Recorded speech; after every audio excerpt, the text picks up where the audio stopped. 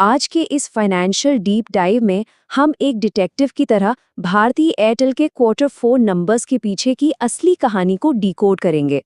बिना किसी देरी के चलिए सीधे आंकड़ों पर चलते हैं और समझते हैं कि कंपनी की तस्वीर असल में कितनी मजबूत है। शुरुआत करते हैं एक ऐसी खबर से जो सबसे पहले निकल कर आई, और वो है एक सॉलिड रिवॉर्ड। शेयरधारकों के लिए प्रति शेयर पूरे 24 रुपए का डिविडेंड घोषित किया गया है। ये एक बहुत ही पॉजिटिव स्टार्ट है जो तुरंत ध्यान अपनी तरफ खींचती है। अब आते हैं मेन बिजनेस पर, यानी कमाई। पिछले साल के करीब 47,800 करोड़ के मुकाबले इस क्वार्टर में रेवेन्यू बढ़कर 55,383 करोड़ हो गया है। एक क्लियर 11 से 12% की ईयर ओवर ईयर जंप। और खर्चे वो लगभग 23,890 करोड़ पर हैं, जो बिजनेस के एक्सपेंशन को देखते हुए एकदम नॉर्मल और कंट्रोल में लगते हैं।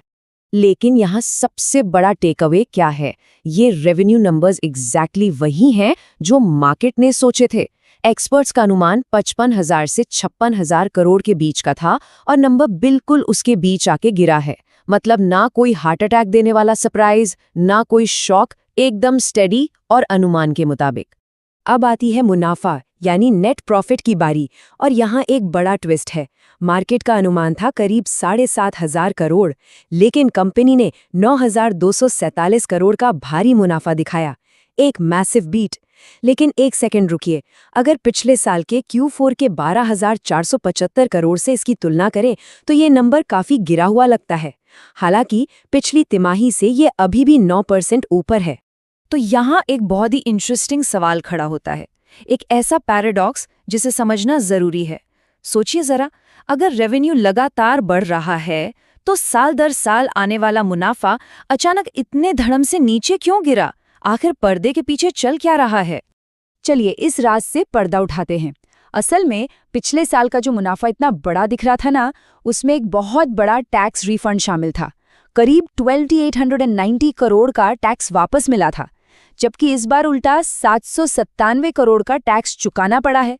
ऊपर से इस क्वार्टर में 3160 करोड़ का एक एक्सेप्शनल लॉस भी है। तो ये बस कुछ अकाउंटिंग एडजस्टमेंट्स थे जिन्होंने पिक्चर थोड़ी डिस्टॉर्ट कर दी थी।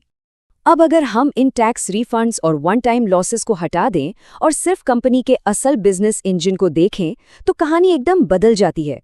ऑपरेटिंग प्रॉफिट असल में बहुत शानदार तरीके से बढ़ा है। पिछले साल के 27,494 करोड़ से जंप मारकर ये इस बार 32,370 करोड़ तक पहुंच गया है।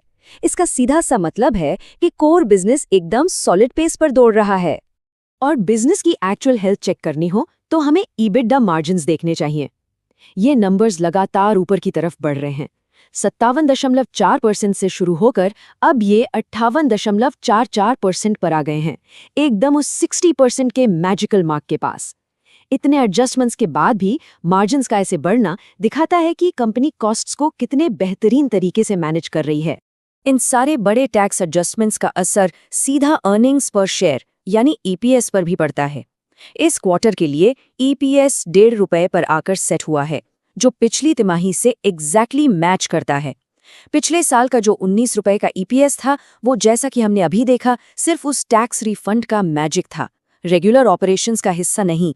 एक टेलीकॉम कंपनी के लिए सबसे इंपॉर्टेंट नंबर होता है ARPU, यानी एवरेज रेवेन्यू पर यूजर, और ये आकर ठिका है एकदम इम्प्रेसिव 257 रुपए पर। मार्केट ने बिल्कुल यही उम्मीद की थी। ये नंबर साबित करता है कि कंपनी लगातार अपने कस्टमर्स से एक बेहतर और स्टेडी वैल्यू निकालने में सफल हो रही है। तो इन सारे आंकड़ों का आखिरी निचोड़ क्या निकलता है? ओवरऑल ये क्वार्टर एकदम ठोस और पॉजिटिव रहा। इनलाइन रेवेन्यू ग्रोथ, उम्मीद से कहीं ज्यादा मुनाफा और 60% को छूता हुआ EBITDA मार्जिन। कंपनी के बिजनेस फंडामेंटल्स बिल्कुल सही दिशा में आगे बढ़ रहे हैं, चाहे इसमें कोई दुनिया हिला देने वाला सरप्राइज ना भी हो। इस एनालिसिस को हम एक बहुत ही मजेदार सोच के साथ खत्म करते हैं। इन नंबर्स को देखने के बाद एक बड़ा सवाल जहन में आता है, सॉलिड मार्जिन्स और रूटीन रेवेन्यू के साथ क्या आज के इस उथल-पुथल भरे मार्केट में स्टेडी होना ही नया स्पेक्टेक्युलर बन गया है? आगे की रिसर्च और मार्केट को समझने के लिए ये वाकई एक बेहतरीन और दिलचस्प एंगल है।